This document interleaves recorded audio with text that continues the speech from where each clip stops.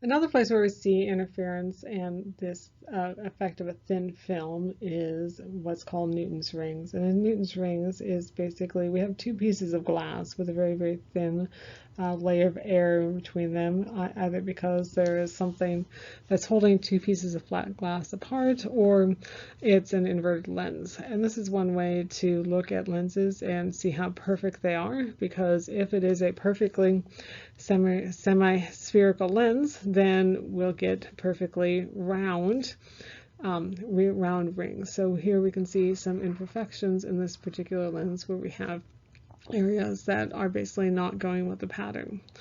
So basically what happens is, remember that these rays are really straight up and down. We just draw them at an angle so that we can see them a little bit better. But we have the interface here and the interface here that undergo reflection. Now the interface at the top does undergo reflection, but this is quite a bit thicker, so it doesn't cause interference. These are the two planes that we're going to be concerned about because it's a fairly thin gap of air, and so it's a thin enough distance that we can see the interference pattern. So here we have inversion because we're going from air to a higher index of refraction. And in this wave, we have no inversion. So no inversion for that one. So in this phenomenon, that we have a light and dark rings are observed, just like we saw the interference pattern for diffraction gratings. They're called Newton rings.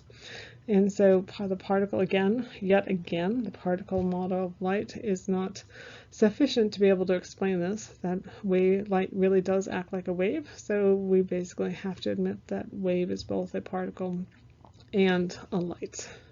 Particle and a wave. So there are lots of applications of these Newton rings. These rings can also be formed when we have two pieces of glass with some sort of gap. They're held apart at one end but touching at the other end. And the interference patterns can also be used to visualize strain in a material. So here I have a material that is being stretched, and this is a transparent material, and you can see how the thickness of the material is changing as we're stretching the material.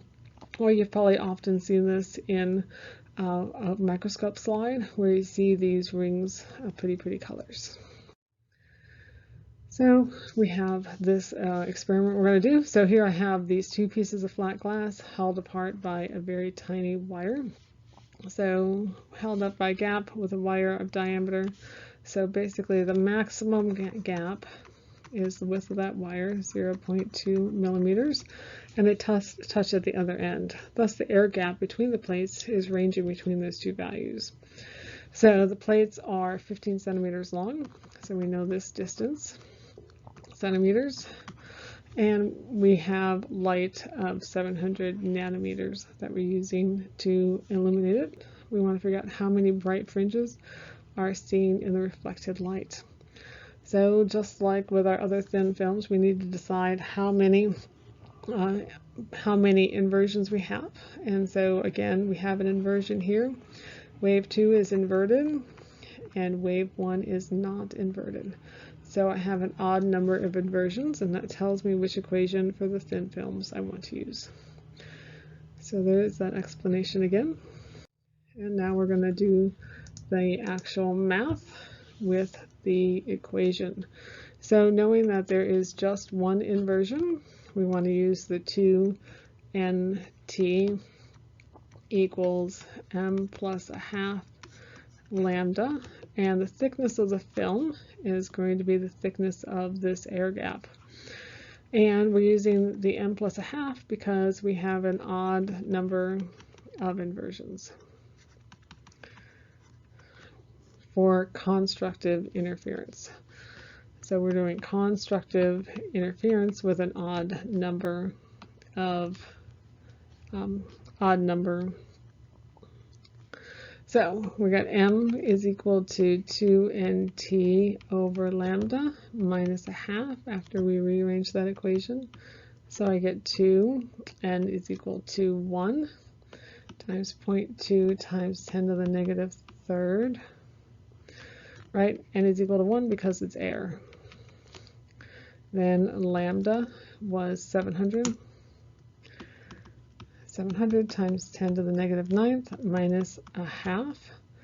And so that gives us 571.4 minus 0.5 gives us 570.9 fringes. So we have to have an integer. So m we know has to be an integer. So even though we get 0.9, we're just going to truncate the number and say that the last bright fringe out here occurs at m is equal to 570. But we also have an m is equal to 0th bright fringe. So since we're starting counting at 0, the actual number of fringes is going to be 571 because I have to add in the bright fringe at m is equal to 0. So here's that math nicely typed up, and remember that if we include m is equal to 0, we actually need to index our m number by 1 to include 571 bright fringes.